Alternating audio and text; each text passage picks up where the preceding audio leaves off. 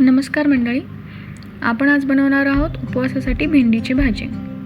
तर यासाठी मी भेंड्या आधी स्वच्छ अशा धुवून घेतलेल्या आहेत आणि याला एका कॉटनच्या कपड्यावरती टाकले आणि आपण याला आता स्वच्छ असं पुसून घेऊया आणि कोरडं करून घेऊया। आणि यामध्ये मी हिरव्या मिरच्या वापरते आहे 2 ते 3, तर त्यांना आपण बारीक असं कट करून घेऊया आणि भेंड्यांनाही बारीक असं कट करून घेऊया। भेंड्या बारीक कट झाल्या आहेत, मिरच्याही तयार आहे। चला आपण आता फोडणीची तयारी करूया। एका कढईमध्ये मी 1 ते 2 चमचा गावरान तूप घेतली आहे। तुम्ही जर गावरान तूप नसाल वापरत तर यामध्ये तुम्ही शेंगदाण्याचं तेलही वापरू शकता। 2 चमचे तुपाला थोडंसं गरम होऊ देऊया। थोडंसं गरम झाल्यानंतर त्यामध्ये जिरे घालूयात। जर तुम्ही जिरे वापरत नसाल, खात नसाल उपवासाला, तर हे स्किप करू शकता।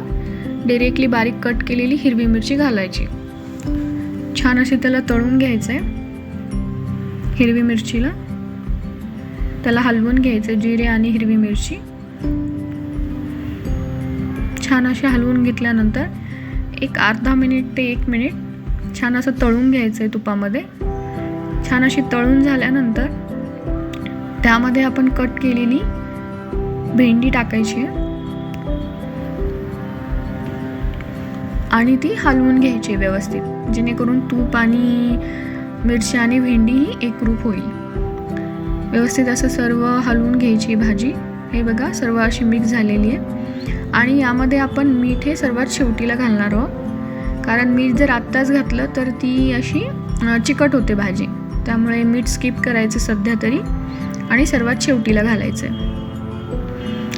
ह्याच्यावर थोडंसं झाकण ठेवूयात एखादा मिनिट मीडियम फ्लेमवर आणि आता काढून घेऊयात आणि पाहूयात। भाजी परत एकदा हलवून घ्यायची आहे आणि मध्ये मध्ये गॅसची फ्लेम कमी जास्त करून त्याला हलवून घ्यायचं आहे। छान असा वास येतोय तुपामुळे, जास्तच छान वाटते भाजी।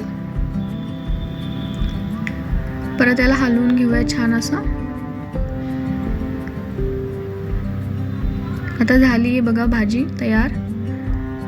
छान असा सुगंध आलाय। चला सर्व करूया। आज मी बनवली आहे भगरीची आणि साबुदाण्याची मिक्स अशी भाकरी आणि दही आणि शेंगदाण्याची चटणी। तर याच्यासोबत आपण भेंडीची भाजी सर्व करूया आणि आनंद घेऊया। धन्यवाद।